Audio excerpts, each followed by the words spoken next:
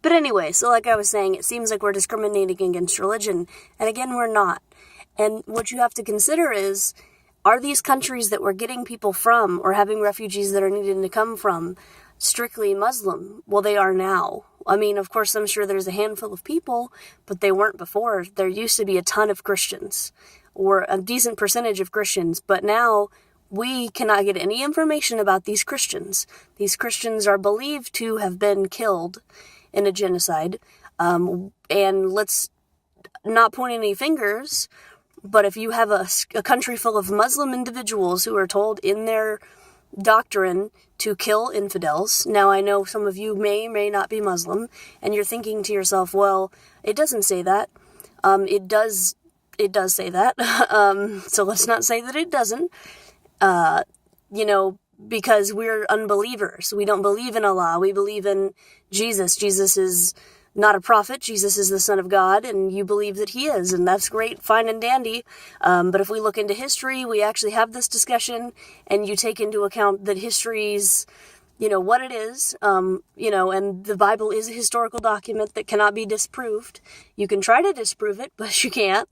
Unless you want to come up with some scientific theories, which even then, it's a theory, and you cannot disprove it.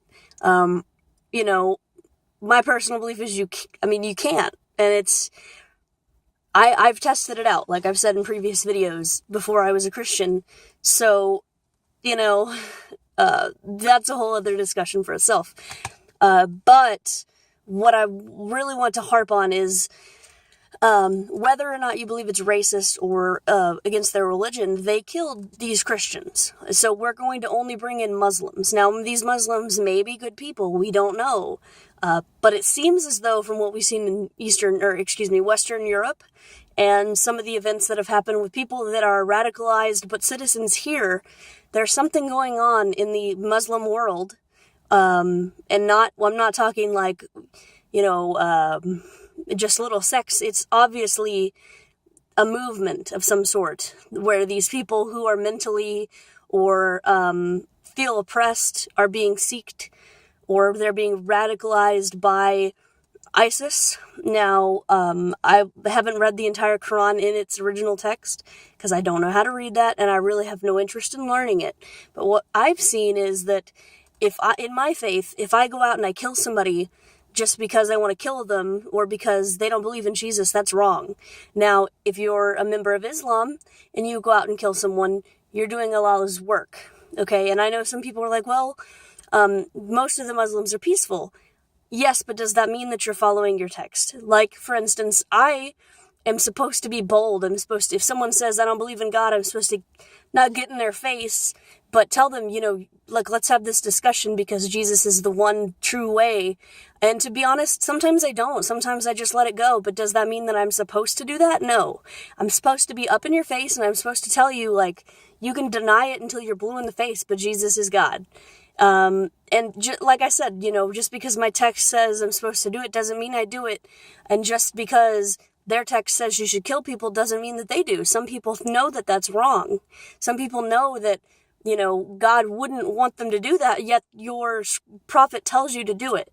And this isn't just harp on Muslims. This is just more to say this one world government thing is crap. So I personally, I'm totally comfortable with America doing what it's doing. And yes, I'm a citizen of America, but I'm more a citizen of the kingdom of God. And if you don't follow the rules, or you dishonor, blaspheme, whatever you want to say, Jesus, you don't go to heaven. There's not like but they didn't know Jesus. You don't go, and that sucks.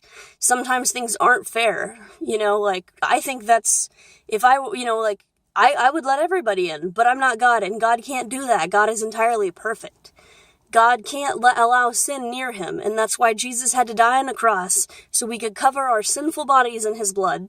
And I know that's a creepy thing for me to say if you don't believe in Jesus, but that's truly what it is. I mean, perfect blood is going, if I accept this perfect gift, that's going to say so much more to God, because God knows when I tell him, hey, I just want to accept Jesus, I'm saying I'm imperfect, I can't do it, and I'm taking the free gift that you gave me to do so.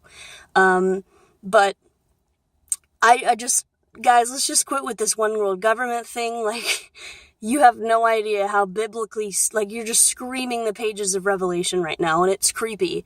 And I understand that it has to happen, it's going to happen, but that doesn't mean that I'm not going to tell you that you need to back off of it and not do it, because if you keep doing it, you're going to bring about the end of times, which is great, because Jesus will come back and save us. However, does that mean that you're going to be right when he does? So if you're going to go ahead and harp on this, make sure you get right with the Lord, and make sure that you don't fall for the ploys that the enemy is going to put out there.